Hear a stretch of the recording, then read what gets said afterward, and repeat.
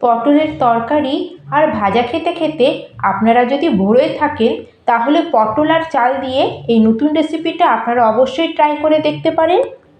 Hello everyone, আমি Arpita, flavour with অর্পিতার চ্যানেলে আপনাদের সকলকে স্বাগত। আজকের রেসিপিটা সম্পূর্ণ নিরামিষ। আপনারা পুজো পার্বণে এরকম বানিয়ে আপনারা খেতে পারবেন, আর এটা আপনারা রুটির সাথে ভাতের সাথেও খেতে পারবেন। ভিডিওটা ফুল ওয়াচ করবেন, আশা করি আপনাদের খুবই ভালো লাগবে। তাহলে চলুন শুরু করা যাক। পটলের এই দারুণ স্বাদের রেসিপি বানানোর জন্য সবার প্রথমে আমাদের লাগবে এখানে পটল। এখানে আমি 250 গ্রাম মতো পটল নিয়েছি।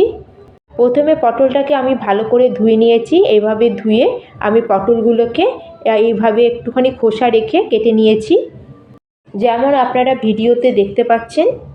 তারপরে আগের দিক আর পেছন দিক কেটে আমি এগুলোকে 2 টুকরো করে কেটে নিয়েছি।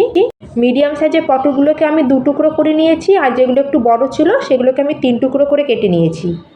আর পটলের সাথে এখানে দরকার আলু। এখানে আমি একটাই বড় সাইজের আলু খোসা ছাড়িয়ে এইভাবে একটু বড় টুকরো করে আমি ভালো করে ধুয়ে এগুলোকে রেখেছি। আর এখানে আমাদের দরকার 2 মুঠো মতো চাল। আর যদি এটা আমরা চামচে মাপি তাহলে বড় চামচে 3 চামচ হবে। আর এটা যে আপনারা চালটা দেখছেন, এটা হচ্ছে গোবিন্দভোগ চাল, যেই চালে আমরা পায়েস তৈরি করি সেই চাল। আর এই চাল যদি না থাকে তাহলে আপনারা জিরা রাইসও নিতে পারেন। আর যদি ওই চালও যদি আপনাদের কাছে না থাকে তাহলে ঘরের নর্মাল আতপ চালও নিতে পারেন। যদি আপনারা ঘরের থাকা আতপ চাল নিচ্ছেন তাহলে একটু চালটা ছোট হলে ভালো হয়, তাহলে এই রেসিপিটা একদম আমাদের পারফেক্ট তৈরি হবে। চেষ্টা করবেন যাতে ছোট চাল নেওয়ার। আর এই রেসিপিতে পটলের কোয়ান্টিটিটা বেশি থাকবে আর চালের কোয়ান্টিটিটা কম থাকবে। এখন আমরা এটা কি করব, জল দিয়ে এই চালটাকে আমরা 2 থেকে 3 বার ভালো করে ধুয়ে নেব। আর ধুয়ে নিয়ে আসার পরে এর মধ্যে আমরা আরও জল দিয়ে দেবো। আর এটাকে আমরা জল দিয়ে আরও 15 থেকে 20 মিনিট এটাকে ভালো করে ভিজিয়ে রাখবো। তার মধ্যে আমরা অন্য প্রিপারেশান করব। আর এখানে গ্যাসে একটা আমরা কড়াই বসিয়ে নিয়েছি। আর কড়াই গরম হলে এখানে আমরা দিয়ে দেবো বড় চামচে 2.5 চামচ মতো রিফাইন অয়েল। আর এই তেল গরম হয়ে গেলে এর মধ্যে দিয়ে দেবো সামান্য একটু নুন আর আধা চামচ মতো হলুদ গুঁড়ো। এই হলুদ দেওয়ার সময় আমাদের গ্যাসের ফ্লেমটাকে একটু লোতে রাখতে হবে, নাহলে হলুদটা পুড়ে যেতে পারে। তারপর এর মধ্যে আমরা দিয়ে দেবো আলু আর পটলটা, যেটাকে আমরা কেটে রেখেছিলাম। আলু আর পটলটা দেবার পরে আমরা ভালো করে এটা নুন আর হলুদের সাথে এটা মিক্স করে নেব। এই সময় গ্যাসের ফ্লেমটাকে আমাদের লো টু মিডিয়ামে রাখতে হবে। আর দর্শক বন্ধু, আজকে যদি আমার এই ভিডিওটা আপনাদের ভালো লাগে তাহলে লাইক করবেন, শেয়ার করবেন। আর চ্যানেলে যদি নতুন থেকে থাকেন, চ্যানেলটিকে এখনও সাবস্ক্রাইব না করে থাকেন, তাহলে চ্যানেলটিকে অবশ্যই সাবস্ক্রাইব করে নেবেন। আর এই দেখুন, আলু আর পটলটাকে নুন হলুদের সাথে ভালো করে মিশিয়ে নেওয়ার পরে গ্যাসের ফ্লেমটাকে আমরা মিডিয়ামে করে আলু পটলটাকে গোল্ডেন কালার হওয়া পর্যন্ত আমরা ভেজে নেব। কিন্তু এটাকে আমরা খোলা রাখবো, ঢাকবো না। পটল আলু ভাজতে ভাজতে এদিকে আমরা একটা মশলা তৈরি করে নেব। আর এখানে একটা বাটিতে আমি নিয়েছি 1 চামচ মতো গ্রেট করে রাখা আদা, আর আধা চামচ হলুদ গুঁড়ো। আর এখানে কালারের জন্য দিয়ে দিলাম 1 চামচ মতো কাশ্মীরি লঙ্কা পাউডার। আর এখানে দিয়ে দিচ্ছি 1 চামচ মতো ধনে পাউডার। আর দিয়ে দিলাম এর মধ্যে 1 চামচ জিরে পাউডার। আর এখানে দিয়ে দিলাম 1/2 চামচ মতো গরম মশলা। এবার এখানে আমি অল্প জল দেবো, মোটামুটি আধা কাপের মতো জল হবে। আর এটা জলের সাথে সব মশলাগুলোকে আমি ভালো করে একটু মিক্স করে নেব। এইভাবে যদি জলের সাথে আমরা যদি সব গুঁড়ো মশলাগুলোকে আগের থেকে ভালো করে মিক্স করে নিই, তাহলে আমাদের পুরো বাটা মশলার মতোই টেস্ট আসবে। আর এই মশলাটা কষার সময় আমাদের কড়ার তলাতেও লাগবে না। আর তাহলে আমাদের মশলা হয়ে গেছে রেডি। আর এইদিকে যে আমি আলু পটলটা ভাজছিলাম সেটাও আমাদের ভাজা হয়ে গেছে। আর এটা আমাদের হালকা গোল্ডেন কালার হয়ে গেছে, এই পর্যন্ত আমরা ভেজে নেব। আর এটা আমাদের অর্ধেকটাও প্রায় সেদ্ধ হয়ে গেছে। এবার আমরা এগুলো সব প্লেটের মধ্যে উঠিয়ে নেব। আর এটাকে আমরা এখন সাইডে রেখে দেবো। আর এই সেম কড়ার মধ্যে আমি দিয়ে দেবো বড় চামচের 1 চামচ মতো রিফাইন অয়েল। আপনারা তেলের জায়গায় আপনারা চাইলে ঘিও ব্যবহার করতে পারেন। আর এর মধ্যে দিয়ে দেবো একটা তেজপাতা। এবার এই তেলের মধ্যে দিয়ে দেবো 1/2 চামচ মতো গোটা জিরে, 1 টুকরো দারচিনি, 2টো এলাচ, 2টো লবঙ্গ আর 4-5 খানা গোলমরিচ। আর এই সব মশলা কিছু সেকেন্ডের জন্য ভাজা হয়ে গেলে এর মধ্যে অ্যাড করব আমরা যে মশলার পেস্টটা বানিয়ে রেখেছিলাম সেটা। আর মশলাটা দেওয়ার পরে আমরা ফ্লেমটাকে আমাদের লোতেই রাখতে হবে। তারপরে এটাকে আমরা ভালো করে মিক্স করে নেব। আর 2 মিনিট পর্যন্ত এই মশলাটাকে আমরা এইভাবে লো ফ্লেমে ঢাকবো না, এইভাবে কষিয়ে নেবো একটু। আর 2 মিনিট পরে দেখুন আমাদের মশলাটা ভালো মতো কষে গেছে আর হালকা হালকা তেল আমাদের বেরিয়ে এসছে মশলা থেকে।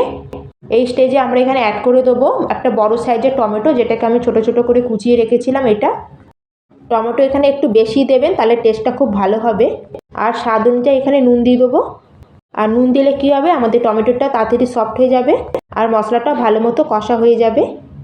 আর এই রেসিপির জন্য যতটা নুন দরকার আমি পুরোটাই দিয়ে দিয়েছি এর মধ্যে। এখন আমরা কি করব, এটা ভালো করে মিক্স করার পরে 2 মিনিট এটাকে আরও একটু কষিয়ে নেব। আর 2 মিনিট পরে দেখুন আমাদের মশলা টমেটো সব ভালো মতো কষানো হয়ে গেছে। আর এই সময় আমি এখন অ্যাড করে দেবো আমাদের ভেজে রাখা আলু আর পটলকে। ফ্লেমকে আমাদের এই সময় লো টু মিডিয়ামেই রাখতে হবে। এবার আমরা পটল আর আলুকে ভালো করে মশলার সাথে কষিয়ে নেব।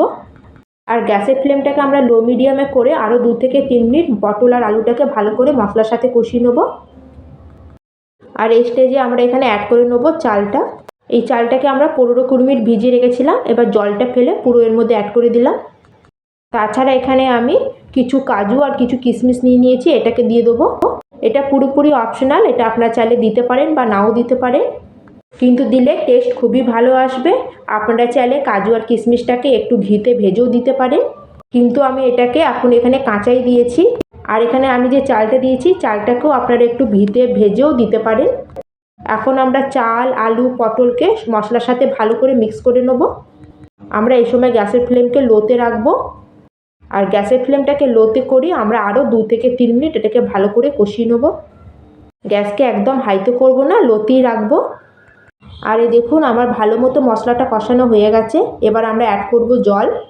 যে বাটিতে আমি চাল মেপেছিলাম সে বাটিতেই আমি জল মেপে দেবো। এখানে আমি আধা কাপ মতো চাল নিয়েছিলাম, তার ডবল এখানে আমরা জল দেবো। আপনাদের চালের কোয়ালিটির জন্য জলের পরিমাণটা হয়তো বেশি লাগতে পারে, যদি দরকার লাগে তাহলে পরে আপনারা আরেকটু জলও দিতে পারেন। এবার এটাকে আমরা ভালো করে মিক্স করে নেব। যদি আমাদের পরে জল একটু কমও লাগে তখন আমরা আরেকটু জল মিশিয়ে নিতে পারি।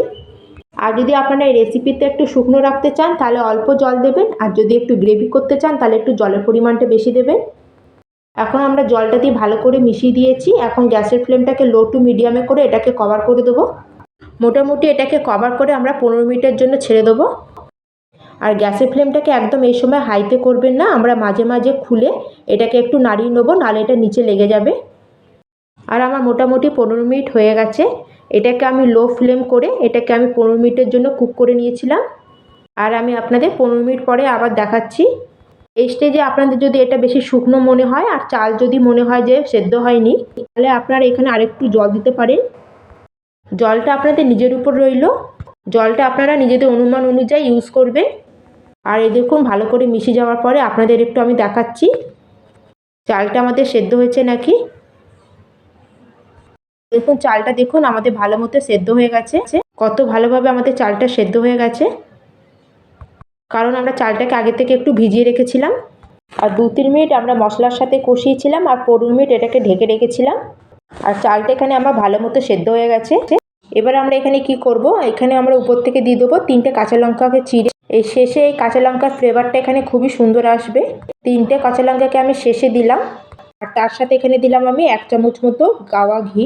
এবার সব কিছুকে আমরা ভালো করে মিক্স করে নেব। আর এই সময় গ্যাসের ফ্লেমটাকে আমাদের লোতেই রাখতে হবে, একদম আমরা হাইতে করব না। আর এখানে দেখুন আমার আলুটা কত সুন্দর ভালো মতো সেদ্ধ হয়ে গেছে। আর যদি আপনাদের এখানে মনে হয় যে এটা আমরা ভাত বা রুটির সাথে খাবো আর একটু শুকনো লাগছে, তাহলে আপনারা আরেকটু এখানে জল অ্যাড করতে পারেন। আর আমার রেসিপিটা একদম রেডি হয়ে গেছে, এখানে আর কোনো জিনিস আমাদের অ্যাড করার দরকার নেই। এই রেসিপিটা আমি রুটি দিয়ে খাওয়ার জন্য বানিয়েছিলাম, তার জন্য আমি এটা একদম শুকনো শুকনো গা মাখা মতো করেছি। এটা খুব সুন্দর রেসিপি, কিন্তু এটা পোলাও না। আর আপনারা দেখলেনই এখানে আমাদের আলু পটলের পরিমাণটা বেশি আছে আর চালের পরিমাণটা এখানে কম আছে। এটা আপনারা আরামসে ভাতের সাথে আর রুটি পরোটার সাথে খেতে পারবেন। তাহলে আপনারা বানান এইভাবে আর আমার সাথে শেয়ার করবেন যে কেমন লাগলো আপনাদের রেসিপিটি। তাহলে এখানেই শেষ করলাম। জয় হিন্দ, জয় ভারত।